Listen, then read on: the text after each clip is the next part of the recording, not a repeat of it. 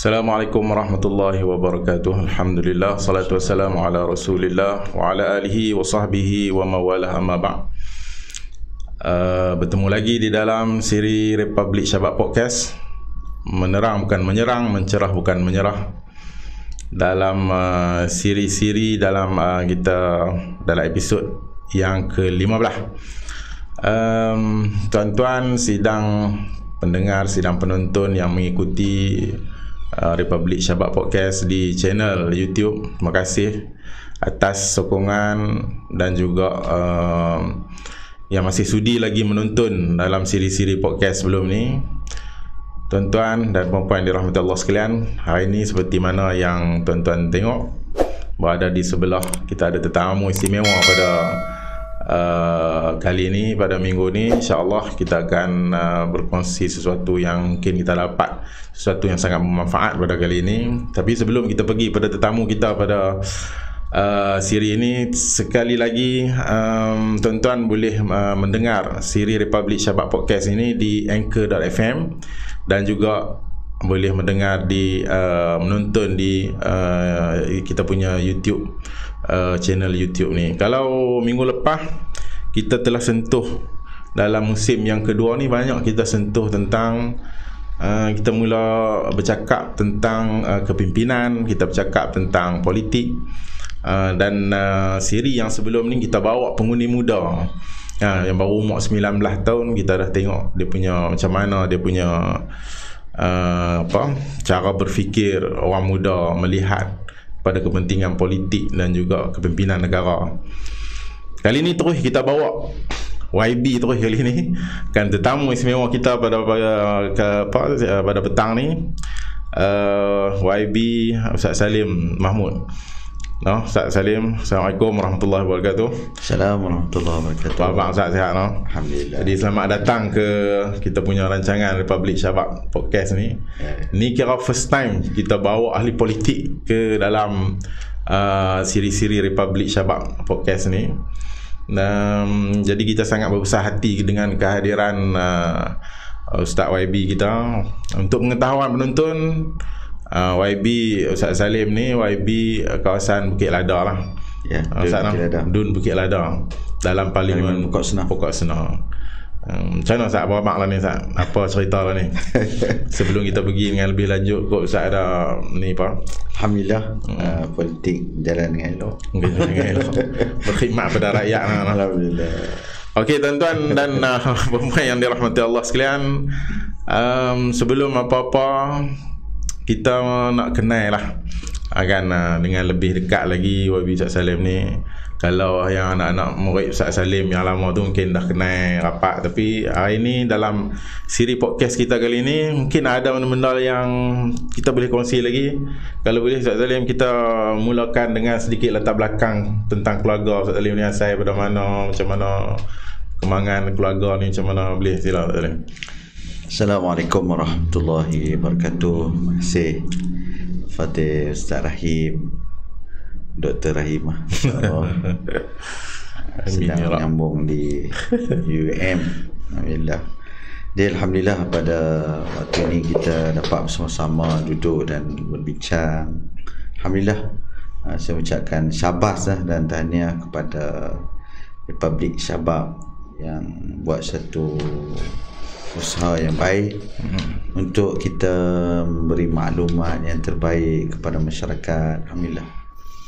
Jadi Alhamdulillah pada waktu ini kita bersama-sama, dan saya pun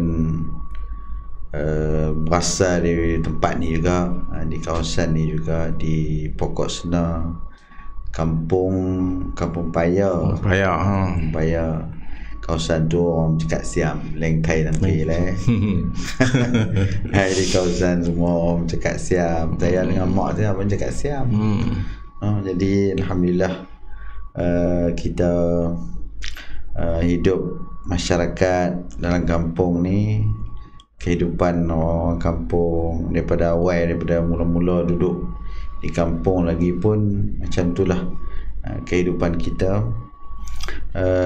Mak ayah ni Alhamdulillah lah, mak ayah kita ni orang Tok Imam. Tok Imam. Ya, Tok Imam ni dia lain lah sikit. Kalau nak main bola pun tak boleh pakai rok pendek. Orang lain bukan rok pendek. Main bola juga. Main bola juga. Depa ni yang tak bagi kita main. Dia kata hang tak boleh pakai rok pendek. Sebab hang ayah hang Tok Imam. Depa pakai rok pendek juga. Pasal Tok Imam tu. Pasal Tok Imam kan. Dia yang Siam tu ada keturunan Siam ke? Ya, ada keturunan saya. Keturunan, memang keturunan Tok Wan atas nu Siam. Siam dan Jambon. Tapi Melayu lah kan Siam tapi Siam.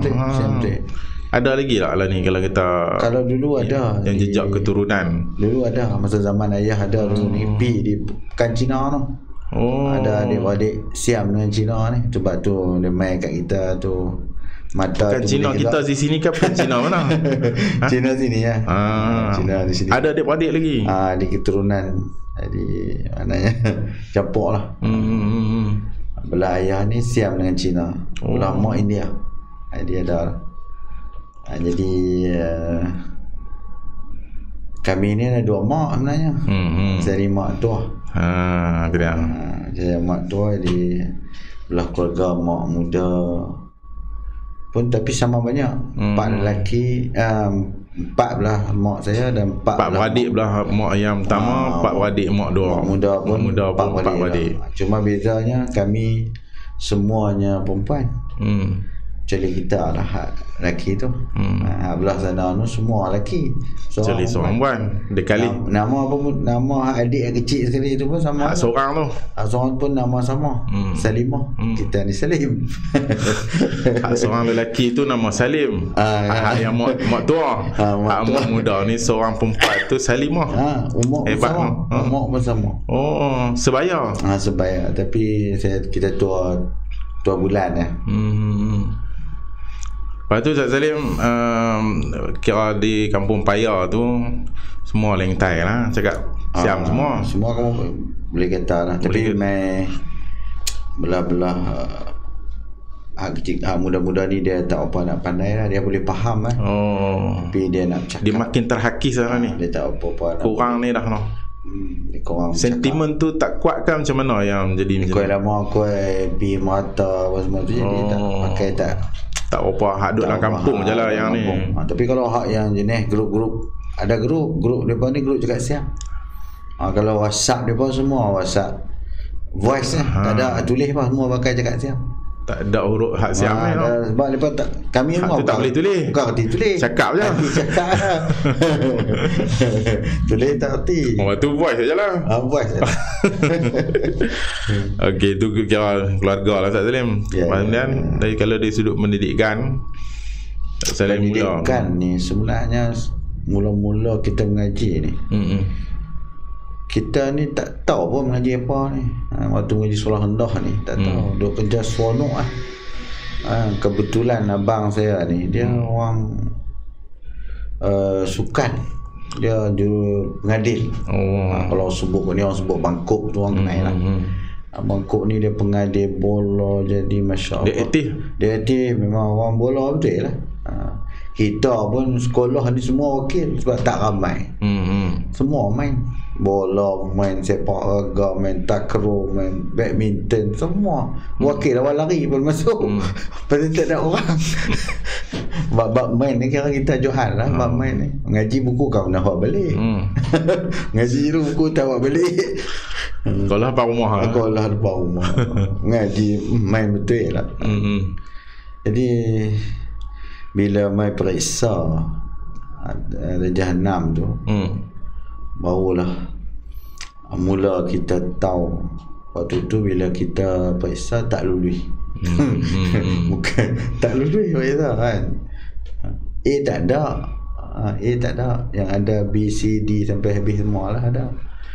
Bila mai tak lulus tu, waktu tu lah bila orang tanya hang dapat apa, kita babak lah tu lah. Mujak kan. Jadi dia kata kalau hang lulus aku nak bawa hang nak pergi masuk main di college. Kalau dulu memang kita boleh jadi pemain bola macam Radin Madin apa salah ni. Kalau ikut kan dulu pun wakil zon main bola ni boleh masuk main dekat kolej juga lah, sekolah Iskandar dulu. Tapi nak tu imam. Nak tu imam. Jadi ayah ni kalau dia anak kita ni pergi ke arah agama lah kan.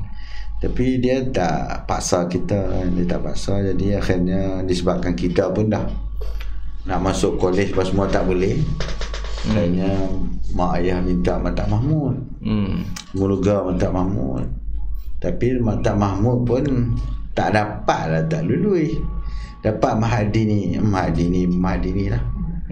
Mengaji di Mahadini dulu selama 3 tahun.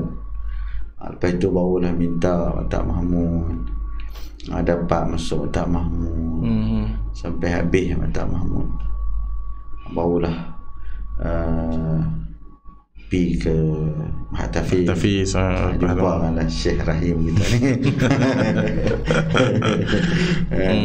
Kemudian barulah kita pergi ke Mesir. Sampailah kita balik daripada Mesir mengajar dan temu dengan Ustaz Rahim ni. Kita pun plan untuk mengaji. Saya pun dengan Ustaz Rahim kita ambil sambung master di Sania. Akhirnya sampailah dekat-dekat nak habis 5 tahun juga kami buat master di Sania ni 5 tahun. Baru doktor nak balik. Tu baru habis buang tu. Kalau ni Ustaz Salim, kalau kita Ustaz Salim boleh kongsi sepanjang pengajian Ustaz Salim, bukan kita sepanjang pengajian lah, kalau boleh kongsi guru-guru yang bagi kesan pada diri Ustaz Salim lah, kalau Ustaz Salim boleh kongsi dalam 3 orang. Kalau sebab kita duk semak tentang pengajian, mungkin ada sesuatu pada guru tu. Ramai guru memang ramai, tapi kalau kita boleh kongsi, Ustaz Salim boleh kongsi yang bagi kesan pada diri tu, ada tak kalau ni? Ada, alhamdulillah. Sebenarnya kalau di Maktab Mahmud ni, waktu saya mengaji dulu ni, kita ni mengaji dalam kelas dalam masa yang sama. Tak tahulah Allah Ta'ala bagi kita rasa minat untuk mengaji ni. Jadi kita mengaji di luar, talaqi di masjid, di surau, tiap-tiap hari lah. Tiap-tiap hari pergi mengaji.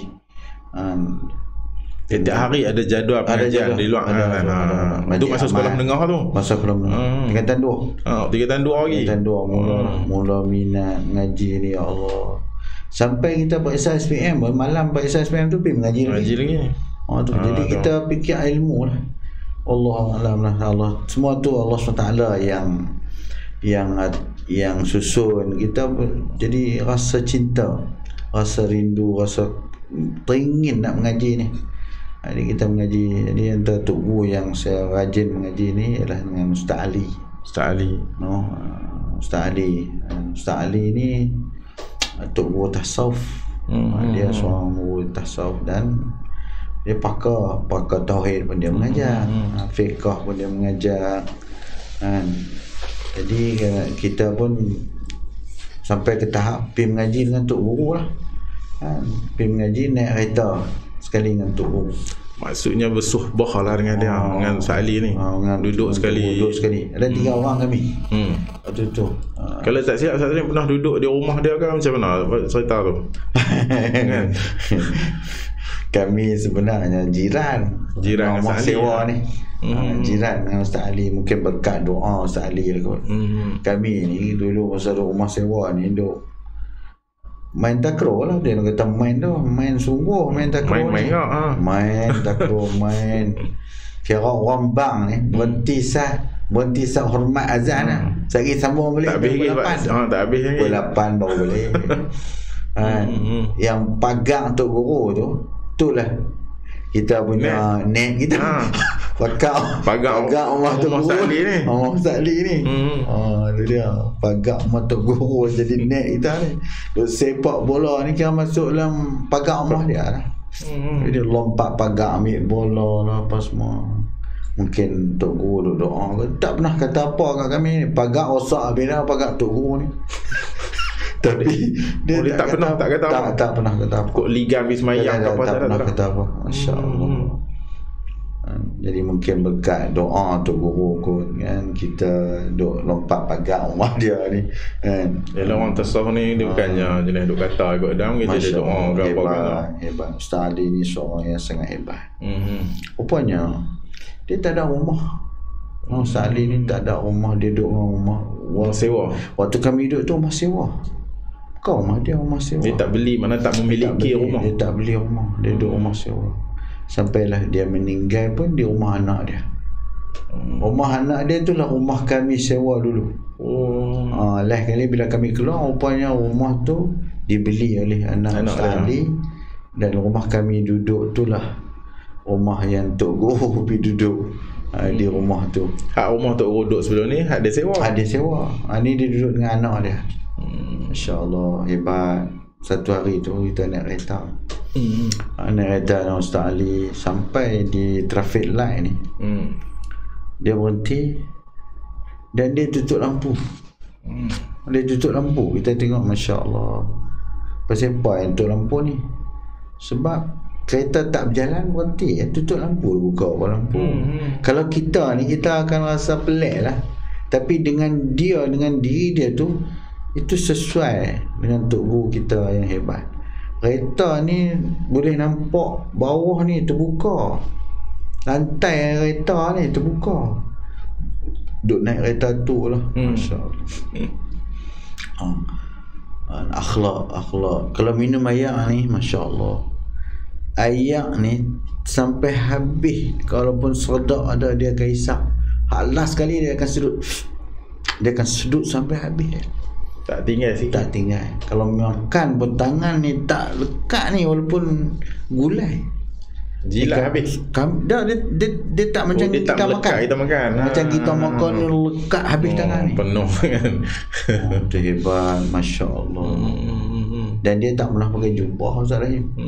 Tak pernah. Dia Tok Guru Ustaz Ali ni seorang yang tak pernah pakai jubah. Tapi dia pakai baju biasa je kong, sorban dia. Masya Allah. Seorang yang sangat bersih. Kami pergi tunggu di rumah ni, dia mandi lama. Sebab dia mandi sekali atau 2 kali saja sehari. Dia ambil semayang tu lah. Daripada tu sampai kita balik pun isyak semayang tu lah. Tak ambil semayang. Walaupun umur tua kita jenuh, pergi beli air tak berhenti. Kita ambil air apa, satu wuduk 5 waktu Allah, ke 3 waktu ke. Orang tu cerita salah semua ni. Masya Allah. Bukan cerita orang lain. Orang lain ni angin banyak. Masya Allah. Pasal makan banyak lah, apalah apa semua tu kita tu kan. Banyak benda yang kita belajar dengan Ustaz Ali ni. Maknanya Ustaz Ali ni antara yang banyak bagi kesan. Banyak bagi kesan. Selain daripada Ustaz Ali, ada lagi kalau Ustaz Ali melihat ni? Dari segi ilmu dakwah pula. Tadi ilmu tasawuf. Ilmu dakwah ni adalah Ustaz Husin. Ustaz Husin. Kalau di Mata Mahmud ni orang kenal lah. Ustaz Husin. Tutup guru murabi kami lah di segi bab dakwah.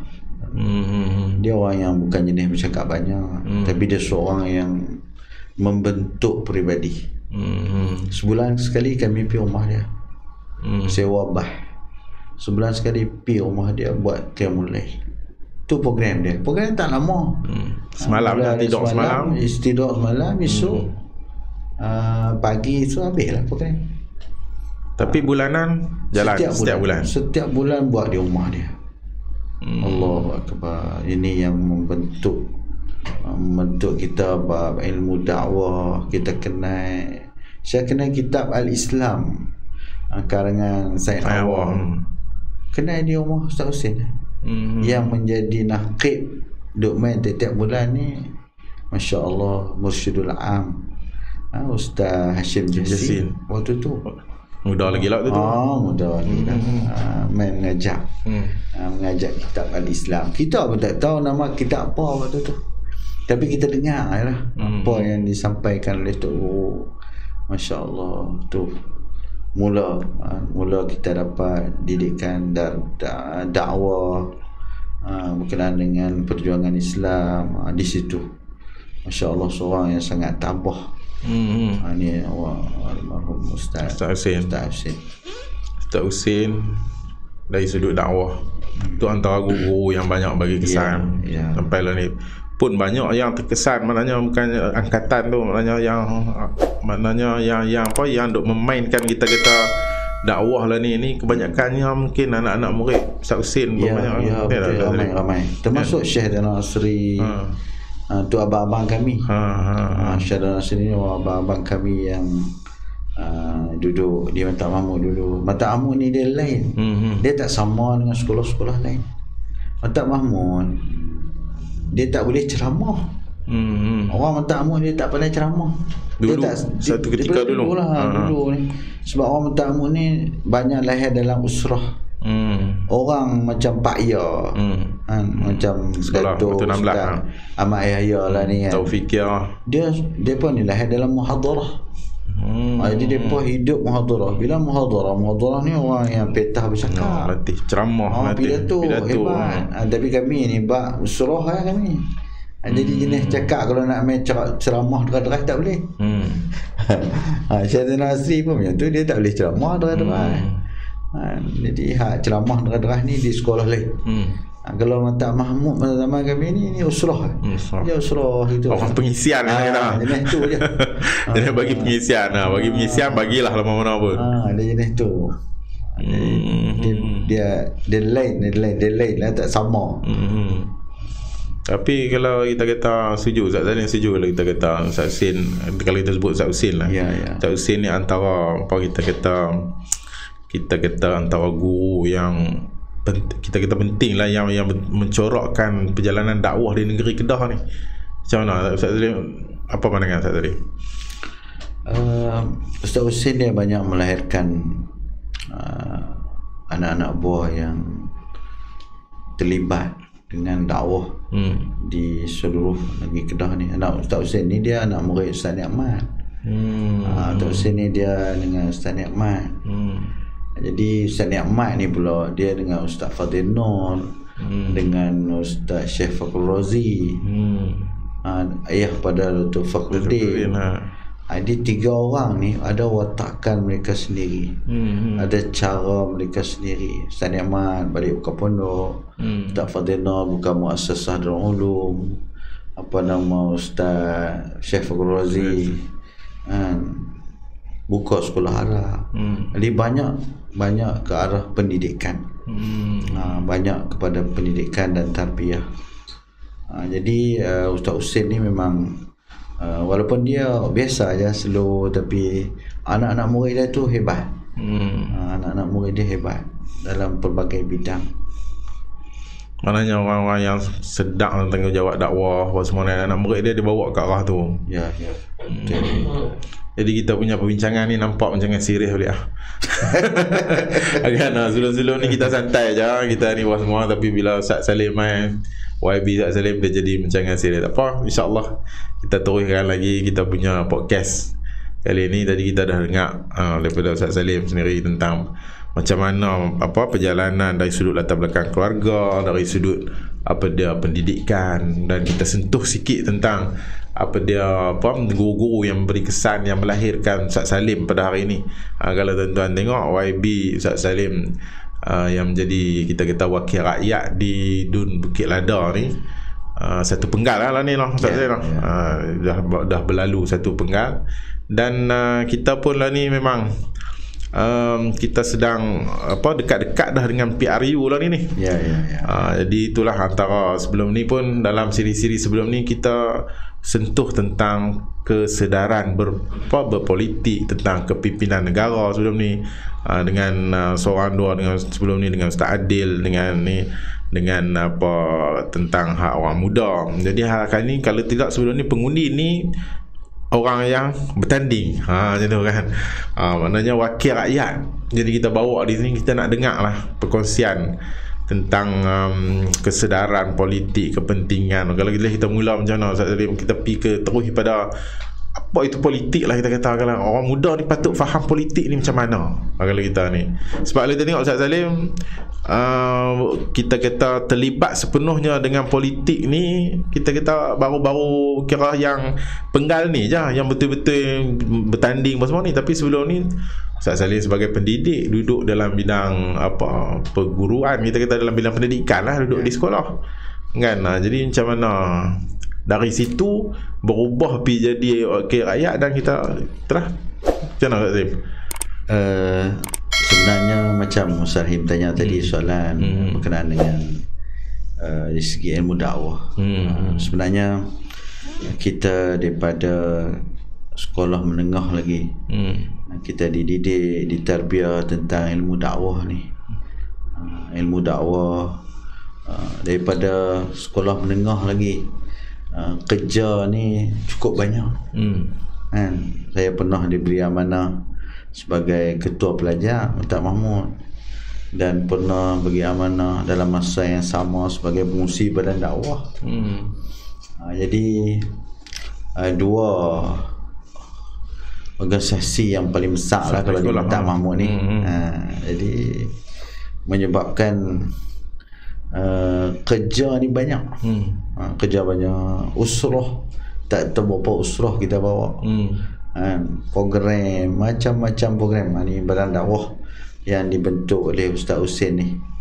Jadi di situ barulah kita diajar macam mana kepentingan kita untuk membentuk bi'ah salihah di bumi Mata Mahmud. Walaupun bumi Mata Mahmud, tapi ada benda yang kita perlu jaga, kita perlu atur bagi elok semua berjalan dengan cantik. Kita nak supaya walaupun di bumi mahat itu, tapi kita kena atur. Kalau kita tak atur, dia tak jadi. Dia tak walaupun jadi. Dah sekolah harap walaupun sekolah agama. Sebab dia setiap badan dia ada aktiviti dia. Badan sukan, cara sukan. Kadang-kadang ikhtilat lelaki perempuan, kita kena jaga. Boleh, bukan tak boleh main, tapi macam mana bentuk cara ikhtilat lelaki dan perempuan waktu tu kan. Kalau sukan macam mana kita nak bentuk supaya aktiviti sukan tu berjalan. Tetapi kalau nak main bola macam mana? Boleh tak pakai seluar pendek? Boleh tak macam mana supaya kita sesuai dengan sekolah agama di Mata Mahmud. Jadi ini badan dakwah. Badan dakwah kita dibentuk macam tu, dia fikir macam mana nak buat supaya setiap badan ni berjalan dengan elok, berjalan dengan cantik. Pelaksanaan tarbiyah tu sama. Kita mengaji, waktu kita mengaji, di situlah kita mula belajar dakwah, mula ke usrah kan. Sampailah bila kita masuk ke insaniah pun kan. Bila masuk tahfiz dengan Ustaz Rahim waktu tu, kita terus dengan usrah dan sebagainya, sampailah kita masuk ke insaniah. Pada ketika itu pun kita masih terus lagi dengan usrah dan dakwah dan program-program. Sampailah kita keluar, sampai kita jadi guru. Sampai kita jadi guru pun kita masih, waktu time sekolah kita akan tumpu pada sekolah. Waktu time luar dari sekolah kita tumpu pada dakwah dan tarbiyah. Kita pergi mengajar, kita pergi usrah. Jadi kehidupan lah tu. Ya. Hari-hari ni kira tak jumpa orang lah. Sampai saya jadi calon pun orang tak kenal. Orang kan kenal kita pun sebab kita tak ada di kampung. Kita ada time dia pukul 7. Sebelum pukul 7 kita balik rumah, kita mandi-mandi, sehari kita keluar pula malam pukul 11-12 baru balik. Penuh dengan aktiviti ni. Dengan orang kampung pun tak apa nak ni, tak apa kenal lah sebab kita kalut program. Sampailah bila kita jadi calon pun orang hanya kenal 2 orang aja. Yang pertama orang kenal ayah saya, Tok Haji Mahmud. Yang kedua orang kenal Abang Kuk. Ni 2 orang ni je. Orang kata ni siapa ni, anak Tok Haji Mahmud. Yang ni siapa? Adik Kok. Adik Kok. Macam tu lah. Jadi dua orang ni saja orang kenal kita. Jadi orang kenal kita dengan sebab mengenali watak ayah kita dengan abang kita. Itu je. Kalau ikut kita orang tak kenal sebab memang kerja kita kerja tumpu pada mengajar dan kerja dakwah daripada luar sampai merata, sampai ke Johor, sampai ke Pahang kita pergi untuk berdakwah. Jadi apa ni dengan yang tadi Ustaz Salim, politik yang patut remaja faham? Okey, sebenarnya bila last kita jadi saya mengajar 12 tahun. Baik kurang 12 tahun lah. 6 tahun di Mata Mahmud Pendang, 6 tahun di Mata Mahmud Kosna. Bila diamanahkan oleh jamaah supaya jadi calon, waktu tu bincang lah dengan keluarga macam mana. Akhirnya okey lah, terimalah sebagai calon. Sebab tidak lain dan tidak bukan ialah kerana kita melihat kerja dakwah Islam ini mesti melalui politik. Itu yang lebih luas. Kita nak bawa Islam ni, kita nak bentuk masyarakat ni mesti melalui politik. Tak dapat tidak. Tidak dapat tidak. Sebab Nabi SAW waktu Nabi berhijrah, kenapa Nabi dah hijrah? Patutnya Nabi tak perlu dah berhijrah. Duduklah di Mekah. Dah boleh dah sebenarnya nak beramal apa semua boleh dah. Tapi Nabi SAW tak boleh, kena berhijrah juga, pergi ke Madinah. Sebab apa Nabi berhijrah? Kadang-kadang orang tak nampak, orang nak nampak Nabi pergi Madinah ni kira ta'akhi bainal muhajirin wal ansar, ta'akhi di antara muhajirin dan ansar, kemudian buat bina masjid. Itu yang orang selalu cakap. Tapi sebenarnya Nabi SAW berhijrah ni ialah untuk menegakkan sebuah negara Islam. Ini yang benda yang besar yang dilakukan oleh Nabi SAW. Dan Nabi SAW buat apa, Sahifah Madinah, iaitu perlembagaan pertama dalam dunia. Perlembagaan pertama dalam dunia yang bertulis. Ini dilakukan oleh Nabi kita Muhammad SAW. Dapat membentuk masyarakat dalam bawa Islam yang semua bangsa boleh terima. Majmuknya masyarakat Madinah ni boleh kata semajmuk masyarakat Malaysia. Ada Kristian, ada Yahudi, ada Arab, macam-macam jenis bangsa-bangsa Arab, macam-macam jenis penyembahan. Jadi maknanya masyarakat itu majmuk.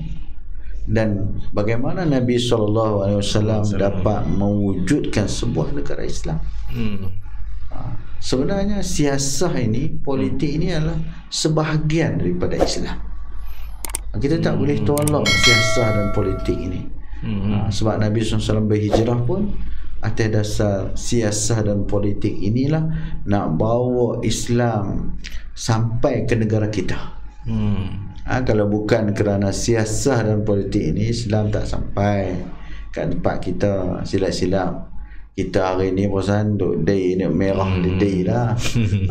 Sebab agama Hindu kan yang ada di Kedah ni apa semua. Alhamdulillah dengan sebab pengorbanan dakwah yang dilakukan oleh Nabi dan para sahabat, sampailah Islam ini ke negara kita. Sebab itulah kita melihat bahawa keperluan kita terlibat, kita yang ada kefahaman agama ni terlibat dengan politik wajib kita. Sebab Abu Hurairah dia ketua kepada kumpulan Sufah, ahli Sufah yang duduk di masjid, disebut Sayyidul Qaum Khadim. Tapi lah ni orang tengok politik ni bina kekayaan, bina kemuliaan.